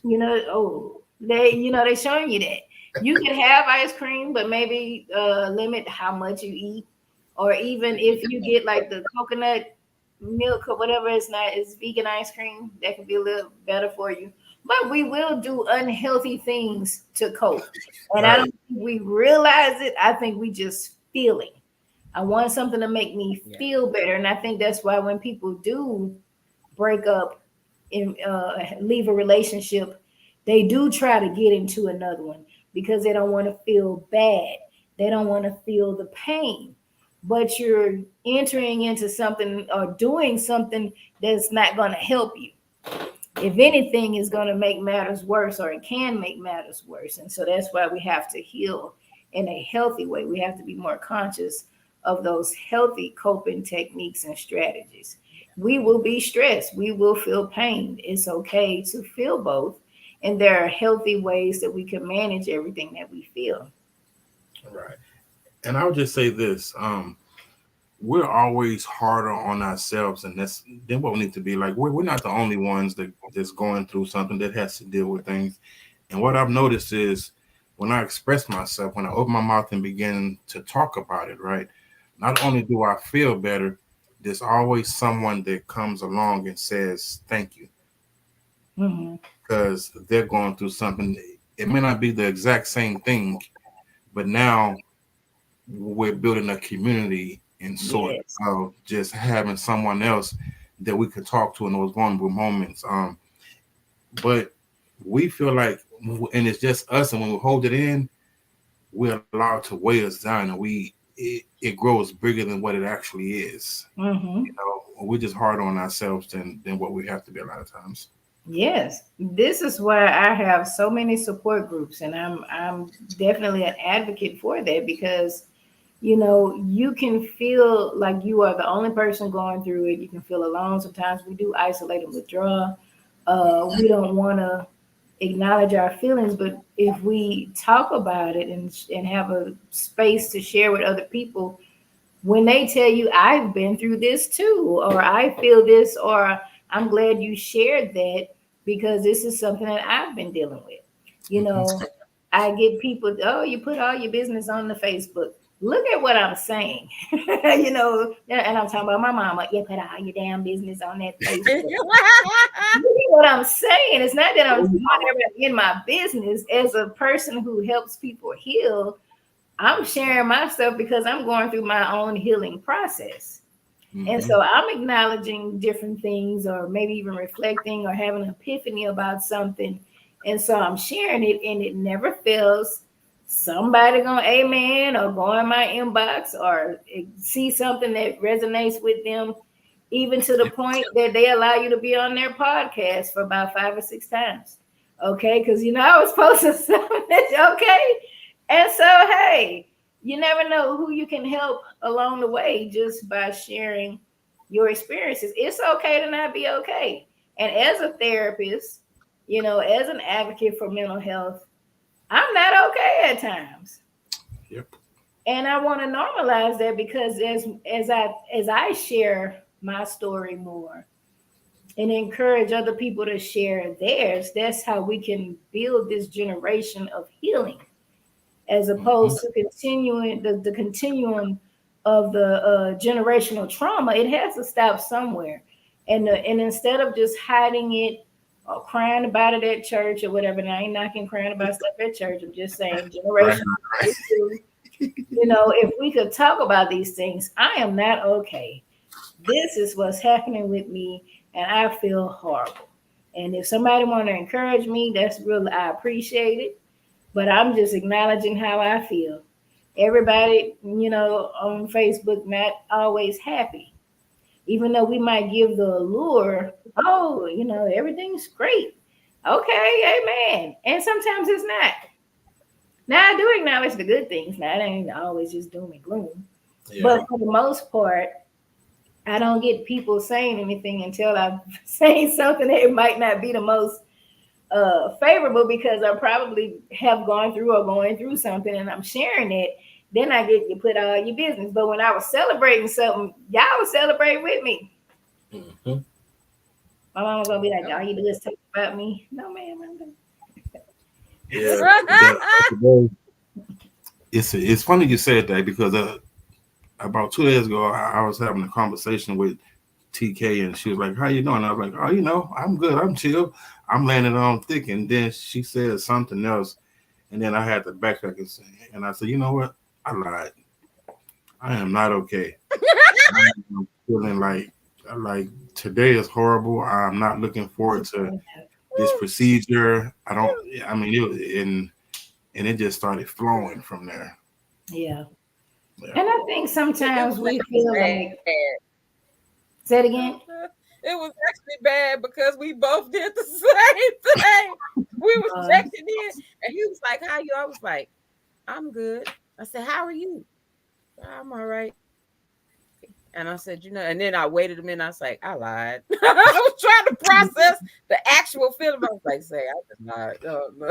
And we just busted out laughing. I'm like, it was one of them days. I just couldn't put my finger on it at the moment when I said it, but when I figured out, I was like, man, I lied. Yeah. And I think sometimes I can say for me, I may say, oh, I'm doing great, because I may not want to be like a Debbie Downer if the other person's saying they feeling good. And I just know my job talking some stuff and I'm not really feeling good because I don't know what's going to happen. Sometimes I feel like, well, I don't want to bring their mood down, you know.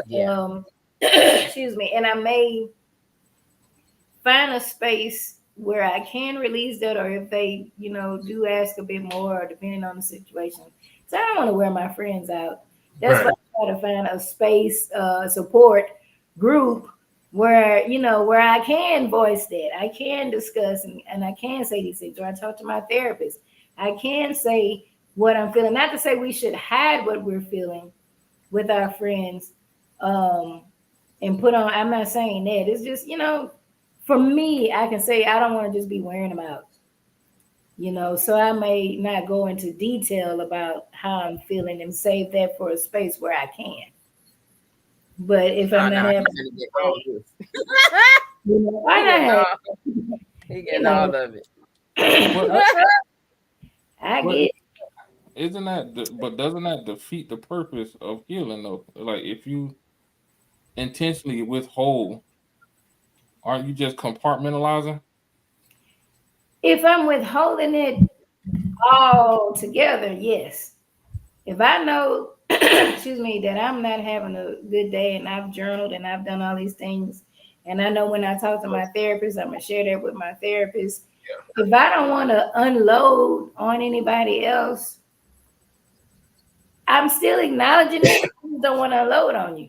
I just don't want to. And maybe it's me. I'm more conscious of that because I do get friends and I'm open to it. Yeah, they can tell me whatever they want. I feel like I'm just unloading. And for me, I don't know that my friend might even be in a space to hear all of it. And that's the thing. You know, because I knew everything that she was dealing with already and I know her capacity, I didn't want to add anything extra. But once that door was open and there was a give and take, then I knew it was a safe spot, you know, in that moment. Yeah. And that's just because, you know, sometimes you get people, as soon as you get on the phone, they done unloaded. It's like, oh, Lord, well, let me go sit down, you know, so I can be ready for it. And so I try to be mindful of, you know, at least let them tell me all their stuff first. Maybe if I know I got some heavy stuff, I want to ask them how they doing, how their day is, and what's going on before I may have to know. But I'm still acknowledging that I'm feeling whatever I'm feeling. I do have, you know, I'm working on it. I just don't have to, you know, put that on my friends or put that on people I'm talking to. You know, I have my space of healing that, of where I go to, you know, for that healing. But I think the problem is if you don't acknowledge it at all, I'm good, and you know you're not good, and you telling everybody you good, and you telling yourself you good, and you know you're not good. That's the issue. You tell your therapist, I'm good. You gotta tell that therapist what's going on. Y'all paying for that. Don't tell the people what you're feeling. Baby, because let me tell you, I called a whole come to Jesus meeting. I'm doing therapy every other week. And I was like, hey, and it was funny because she texted me. It was in my mind to text her and say, hey, I need a session this week. And she texted me, hey, just touching base with you to see how you doing. I was like, ooh, you just reminded me that I needed to say, hey, hit you up and tell you, hey, I need a session for Tuesday. And she was like, I already got you. So I did. I had to pull that card because, you know, work has been woo in this last week or so. So I'm like, yeah, I need to unload this. Plus, I need some understanding and some info on how to handle this other situation and see, man, where I'm wrong at and how we can balance the situation. So, yeah, I did. I pulled another meeting out that. I was like, hey, yeah. Okay, well, good. That is good, and that's good because I think a lot of times when we don't have a therapist, we don't have a therapist, and we utilize our friends. There may be days we can't go to our friends with all that. They might not be in a space to be able to handle it. If you know your friend is going through their own trials and tribulations, and you like dumping, you might not be able to do that, but your therapist, you can do that because that's what the therapist is for. They get paid for you. You know, that's what the therapist is for you to be able to do that. So that's why some people be like, well, I just talk to my friends. And I'd be like, you might want to, your friend might not always be there. Your friend had their own stuff, or they might not be available. They might be taking a break and blocking you for a minute. You need somebody to talk to. You know, to have that person that you can talk to and help you sort out those things, you know, what you need to do and guide you to your healing. Yeah. True. That's true. Because I for me, I'm like everybody's person. But even when I'm in my space, I know certain people that I cannot talk to. Mm-hmm. Because even they're not going to comprehend or be that ear just to listen. You know how they say people respond, to listen to respond, and their space you don't need them to respond. You need them to actually just be an ear. And some people don't know how to do that, or some people are in that mode of get over it. You are right. It'll pass. It's a very dismissive nature. So when I'm having my moment and I need an ear, there are certain people I know I cannot talk to. Yeah. But it's funny because I'm the person for them. And it be like that, I guess. You know, and that's a whole nother conversation, I guess, about friendships. But I know that, you know, I have friends, I'm a therapist. And I hear a lot of their stuff. Even people I really don't know, I may hear their stuff, and I'm okay with it. You know, that's what I do. So for me to have to, I may tell some of it. It just depends on where I am in the situation. Because if I'm going through my little heartache and pain, they're gonna hear about it. But I try to be mindful that I'm venting. If I need some solutions, I need some guidance. That's where therapists come in, or at least my shadow work coach comes in. The other stuff I might be venting, or I might be really looking for somebody. Let's ride. Where they at? Let's go. I might need that. You know, I might need that friend. Where they at? Girl, I know that's what I'm saying. You know, I'm saying, and that's how I feel. Cause my person don't even live in the city with me no more. Well, you know, the World Wide Web and technology can allow, you know, people to connect. Tell most of my friends that be about it, we don't live close to each other either. And that's a good thing. This be conversations. I might call my homegirl in Beaumont, or I might call my homegirl on the north side of Houston. And it's like, girl, did you hear, you know, this, that? And they be like, what? And we, you know, because, you know, I'm too old to fight, child. I don't be, Baby. I am. I guess Go to fight, too fat to run. Got to be. Knees bad. Right. Like, I'm going to call the police. You said what? Let me call 911. Exactly. Yeah. They on that way, sir. Yeah. They threatening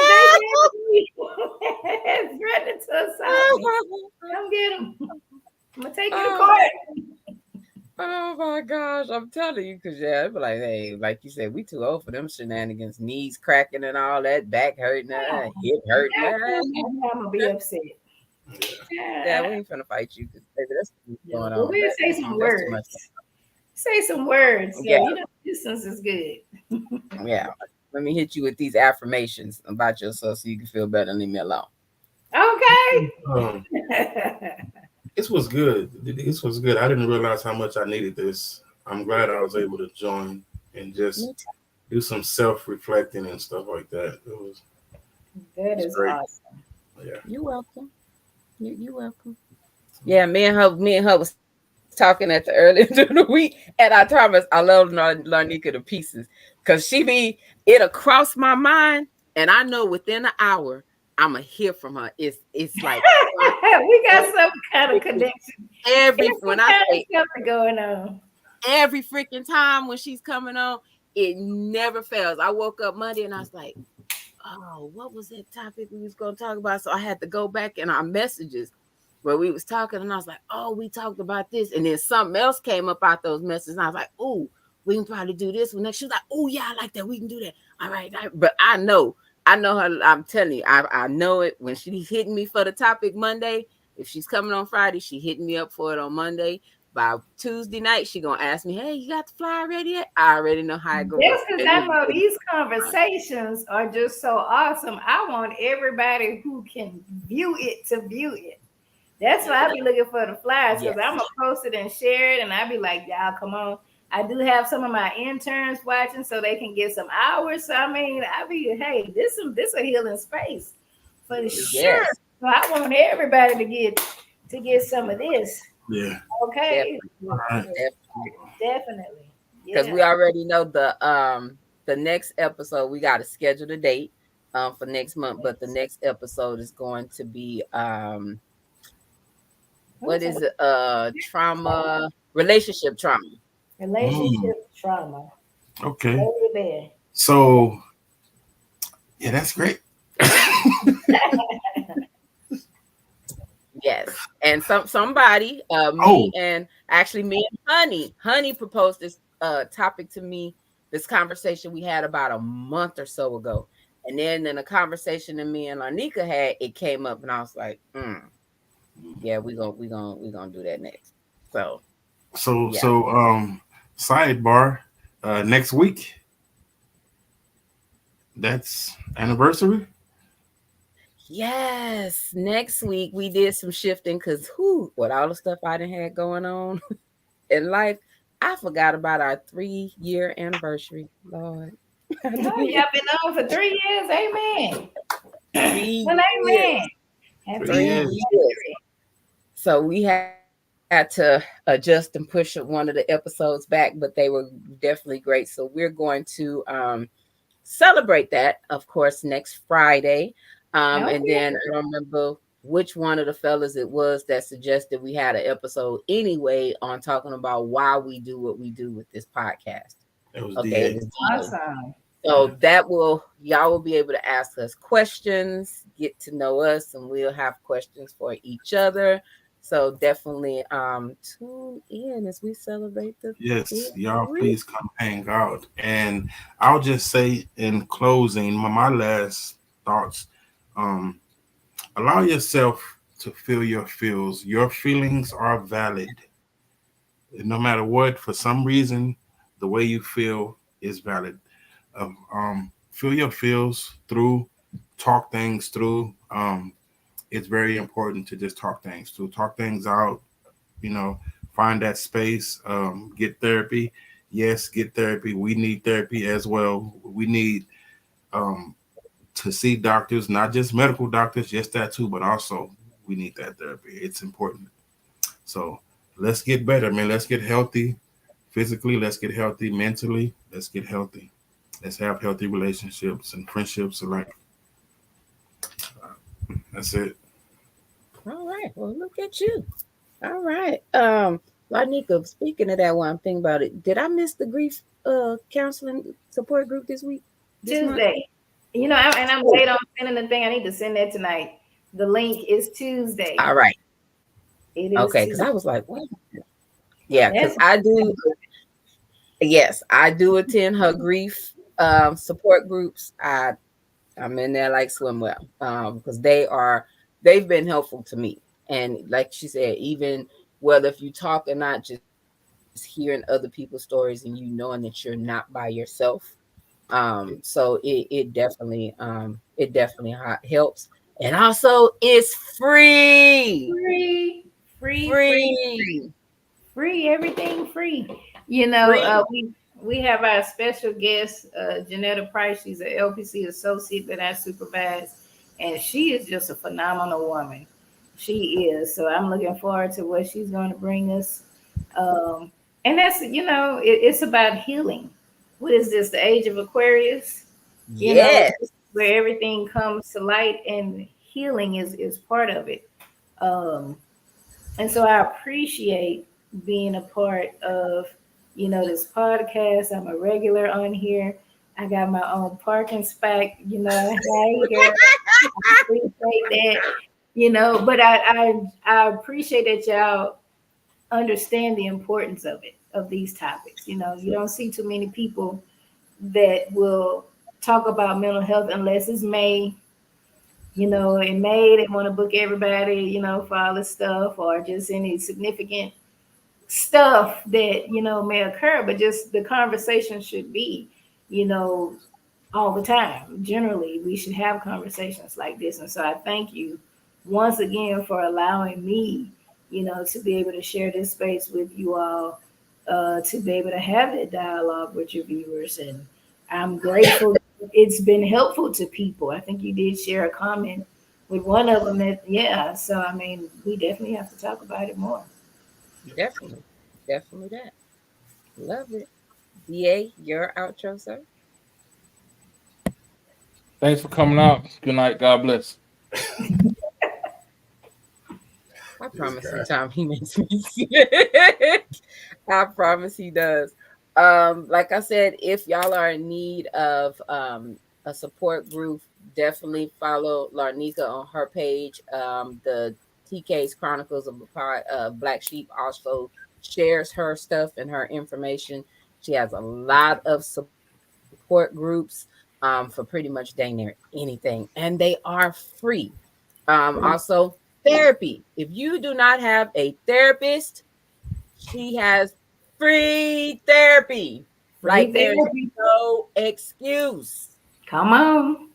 Come on while we can. I'm trying to see about getting us some more grant money from somewhere so we can continue that service. So if y'all got some corporations, y'all work for some people, and they don't mind making a donation to someone who is non-501c3 just for the kindness of their heart, go on, holler at me.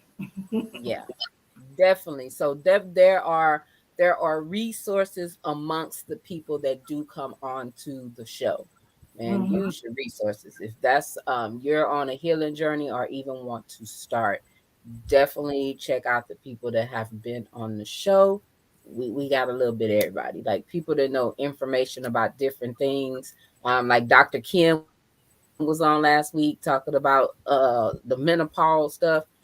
Like she's freaking amazing with information. She's helped me tremendously with my health since I ran across her on TikTok. Just like woo, fell out the sky like Larnika. And we have her on as well. And like she just gives great information. So it's pretty much a little something for everybody. If you got questions or whatever, if you need some, don't remember how we had an episode, don't remember who it is, hit my inbox because I got that too. Somebody messaged me about an episode about a year ago of a guest that we had. I was like, hey, you had this person that was selling products. I don't know how to find. I can't got you. I automatically knew who she was talking about. So like it's resources, and I don't want to start into next week, but we here for a reason. So like I said, definitely reach out, like, share, subscribe if you haven't already. Because I'm sure this episode helps somebody else. Tell a friend, you know. But it's great, and like I said, we thank Larnika. We then already took her in, and she here. She all up in here in the mix. She part of us, so we here. So again, if y'all need anything, let us know. We can direct you where to go. Please be beneficial. But definitely always tune in. And yes, next week we are celebrating 3 years. So this gonna be interesting because you know who always have some interesting questions. Oh, you never know what he's gonna come up with. Yeah. We already know. I already know. So on that note, thank y'all again for tuning in. If y'all need to get into that support group, message me definitely ASAP because her class fills up, that group session fills up fast. Like that's number one. It does fill up fast. So hit me up. I can share the link with you or go on her page. And hey, just go and click it and register yourself. Okay, while you still got it. Definitely. All right, so y'all be safe, and until next week, we'll see you then. Yeah, what's up with it? Do it cause I love it and I stuck with it. We ain't with the subbing in the cut with it. Please none of the talks, I heard enough of it. Like